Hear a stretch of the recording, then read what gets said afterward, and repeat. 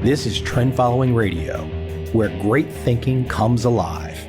Nobel Prize winners, legendary traders, best-selling authors, and the pros that know what drive us irrational human beings. I am your host, Michael Covel. Not filtered, raw, honest. That's my passion.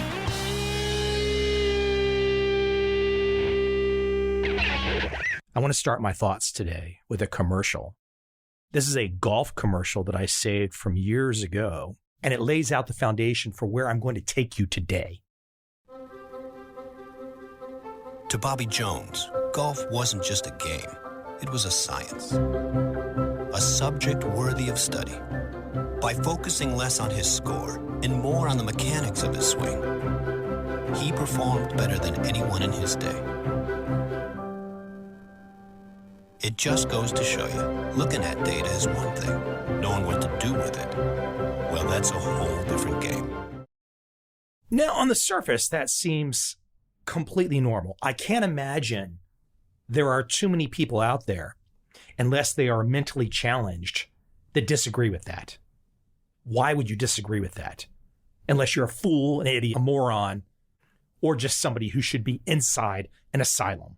And ultimately, what is it about? It's about science, the scientific method, putting a hypothesis out there, testing it, looking at the results, and trying to find agreement. But these days, science has become a political weapon.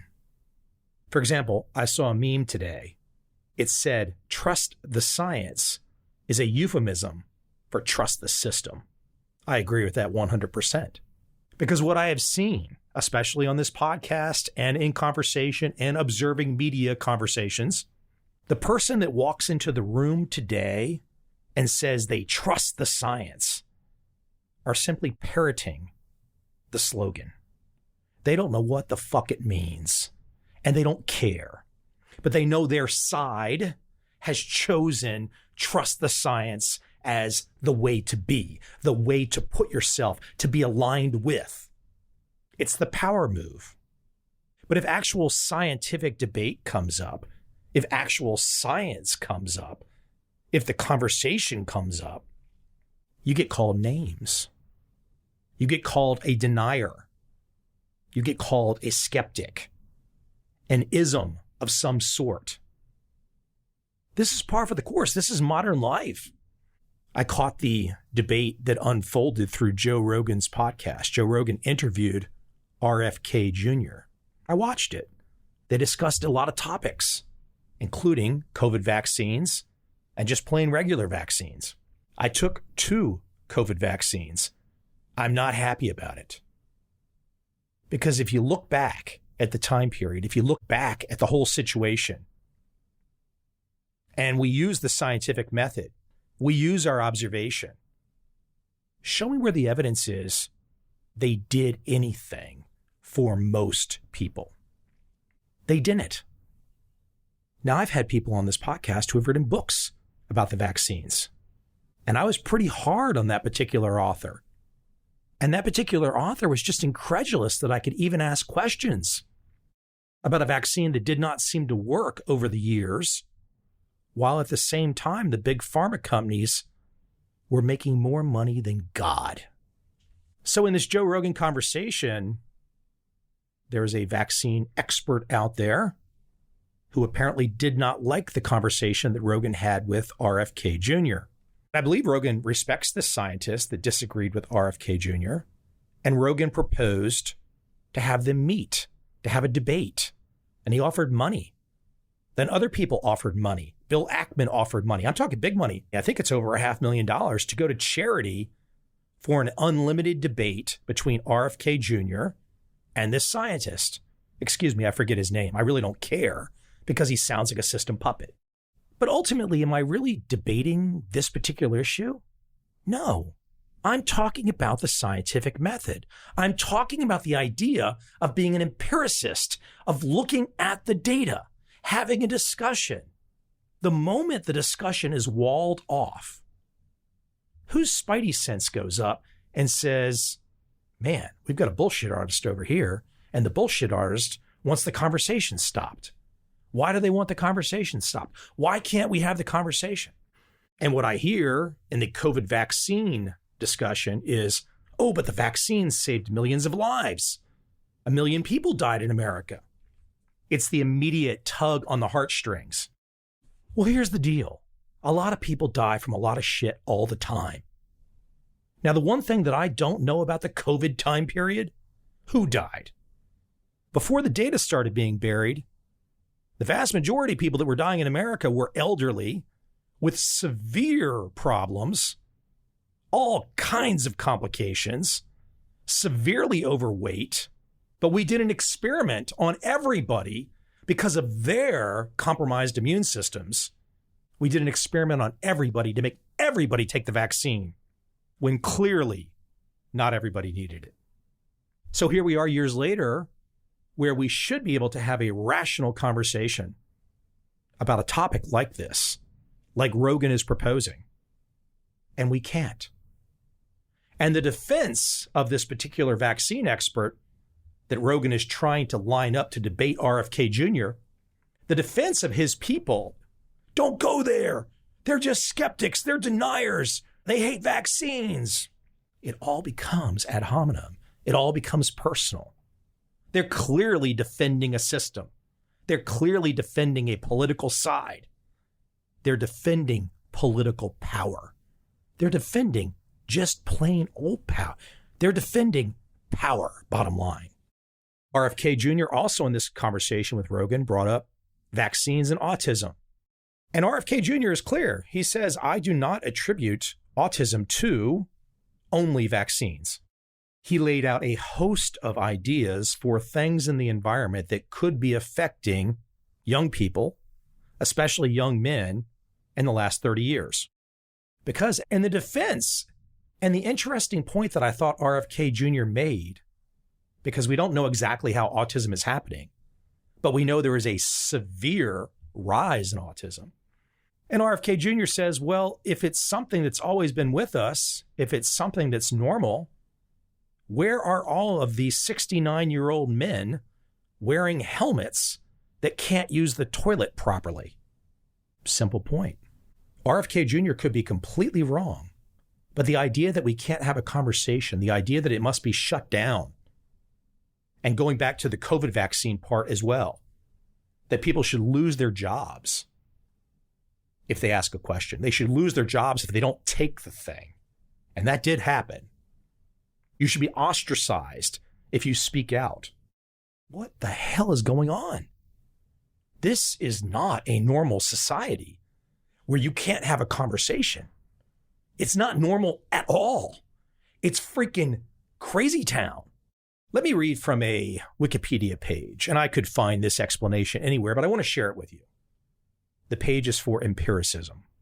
In philosophy, empiricism is an epistemological view that holds that true knowledge or justification comes only or primarily from sensory experience. It is one of several competing views within epistemology, along with rationalism and skepticism. Empiricism emphasizes the central role of empirical evidence in the formation of ideas, rather than innate ideas or traditions. However, empiricists may argue that traditions or customs arise due to relations of previous sensory experiences. Historically, empiricism was associated with the blank slate concept, tabula rasa, according to which the human mind is blank at birth and develops its thoughts only through later experience. Empiricism in the philosophy of science emphasizes evidence, especially as discovered in experiments. It is a fundamental part of the scientific method that all hypotheses and theories must be tested against observations of the natural world rather than resting solely on a priori reasoning, intuition, or revelation.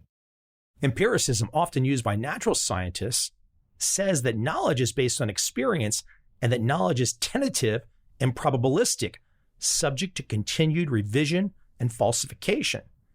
Empirical research, including experiments and validated measurement tools, guides the scientific method.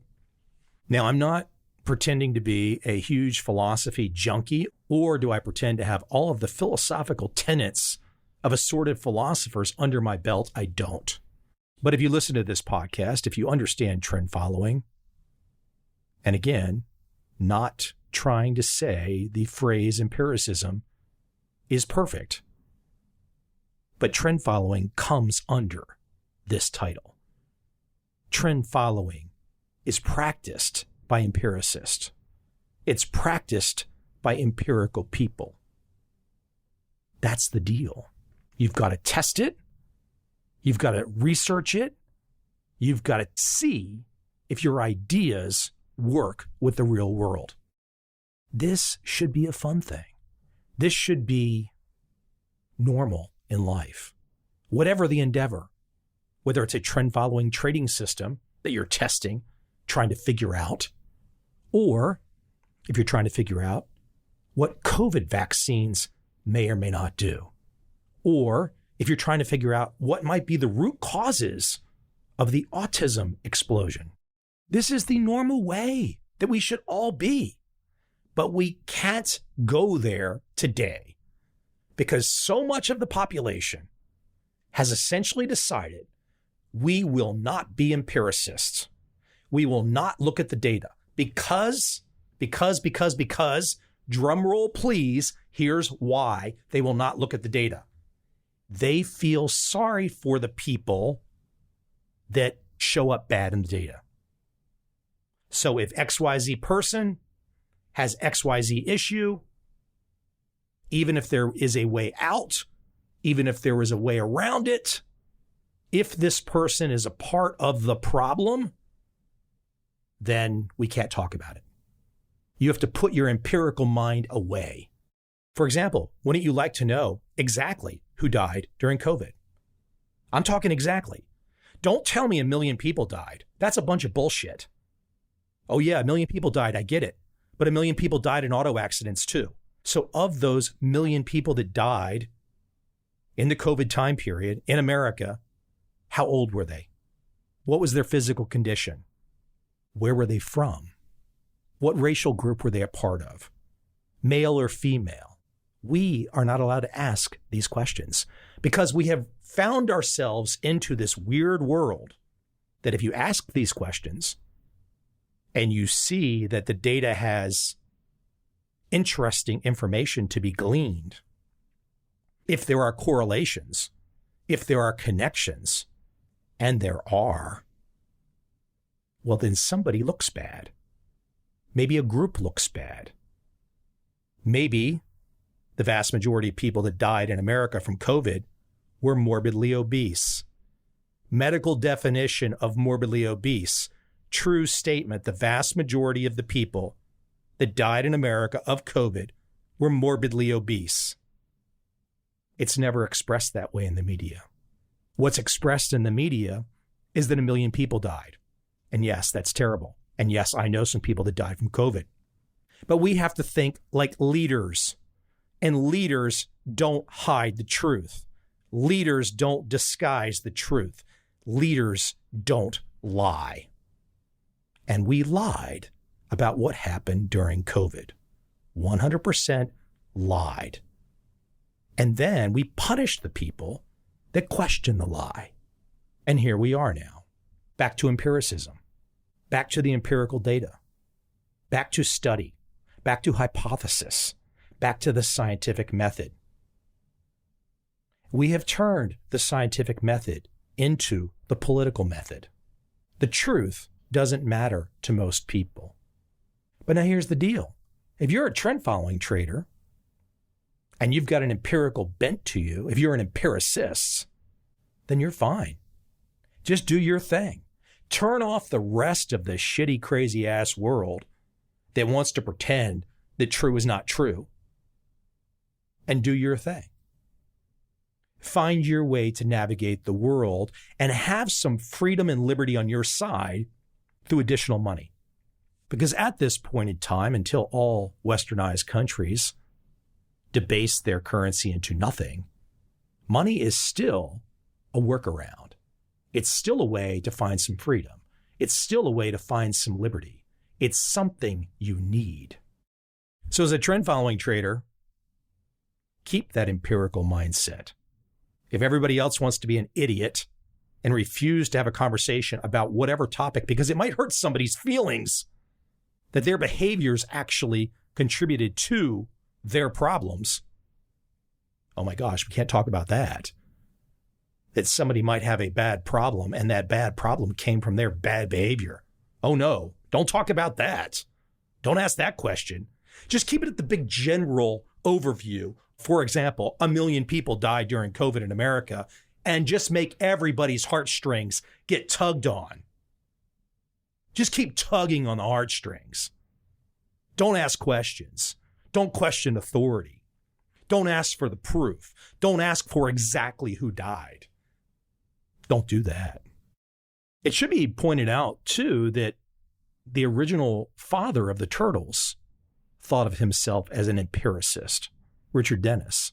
And I know Dennis was a big backer of Democratic candidates in the 80s. But let's face it, whatever was a Democratic candidate in the 60s, 70s, 80s, whatnot, the political parties in America have completely turned upside down. I don't know what they are today. But the empirical nature of Richard Dennis is what drove him to do the turtle trader experiment. If you're not familiar with the turtle trader experiment, pick up my book, The Complete Turtle Trader. There's a reason there's 1,500 plus reviews on Amazon. Somehow or another in my young life, it's become a all-time bestseller, which I'm most appreciative to all of you out there that listen and read.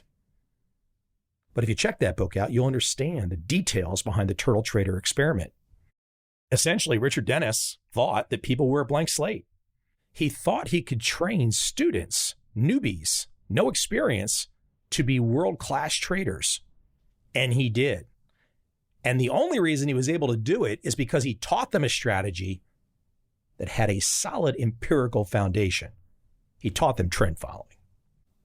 Now, what's really interesting, I'm not saying Richard Dennis does this or did that, but what's really interesting is a significant number of people who would otherwise call themselves empiricists, when it comes to a topic that violates their politics, they turn the empirical shit off. Then it just becomes, I'm calling you names. This is our political topic, and you can't talk about that. It's a quite wacky world. I recall back being in grad school. I was at Florida State in Tallahassee, Florida, in the early 1990s. And a guy came to speak. And he had written a book called The Myth of Heterosexual AIDS. I was really curious about this because Magic Johnson had come down with HIV. I had lived through the 80s in high school and college with the fear that you might get HIV from having sex with a girl. So this was something I was very interested in. Here I am in grad school. The guy's coming to the campus. I'll go hear him speak. Now, I should say his book, from what I recall, was just data. It was literally just data. It was like, here are the people who get HIV and die of AIDS. He just laid out the data. And it had nothing to do with heterosexual people not taking drugs. If you were a heterosexual person not taking IV drugs, your chances for getting HIV have always been minimal at best, essentially non-existent. Now, some of you folks out there are already getting a little itchy and you want to talk about blood transfusions and whatnot. Yes, of course. Before they realized that you could scan for HIV, before someone gave blood, there were problems and people died from AIDS from getting blood transfusions. But once it was figured out, once it was solved, so to speak, here we are all of those years later, and there is no heterosexual AIDS explosion. It never happened. It was never going to happen. They scared the crap out of us in the 1980s over HIV, and they did it for a reason. Guess the reason. They scared the crap out of us over COVID. They did it for a reason. Guess the reason. And don't allow yourself to go ahead and find out who is running the American government policy during HIV and COVID time. Don't allow yourself to do that. You might find there's a little commonality there. Hint, hint, wink, wink. You can go figure that one out if you don't already know. Do I really give a crap? I care in the sense that you don't want strangers to die of something. You want everybody to live, but here's the deal. Everyone's going to die. Everyone's going to die. There is no life extension yet. So back to the empirical process, the empirical mindset. We have to be honest with the data.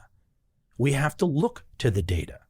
If we lie about the data, we create bad situations for the public at large, for society at large, and for ourselves. Now, here's the sad thing. We can't control what government bureaucrats are going to do. We can't control what mainstream media is going to do. We can't control what the Wall Street industrial complex is going to do. But here's what you can do. You can be a trend-following trader. You can use the data to make buy and sell decisions. That opportunity exists for you. And it's always going to exist for you, at least until they lock us up and put us in a cell and start feeding us dog food every day. So until it's dog food time, until we're locked up in a cell, until we're locked up in the matrix, get off your mental ass.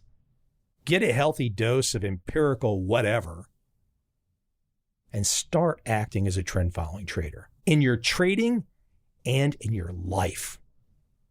Because the moment you allow the data to be the winner, life is easy. I sound worked up right now, but guess what? When I turn the mic off, I'm done. I don't sit around and worry about this stuff. If people want to protect their fiefdom, you're not allowed to talk about this. You're not allowed to talk about that. Go for it, big boy. Do your thing. I'll fight you back too. But otherwise, I'm going to avoid your ass. Because if you're one of those people out there that refuse to be empirical, that refuse to look at the data, I want absolutely nothing to do with you. On the other hand, if you're a data person, if you like the idea of chasing the truth, you can be my friend any day of the week.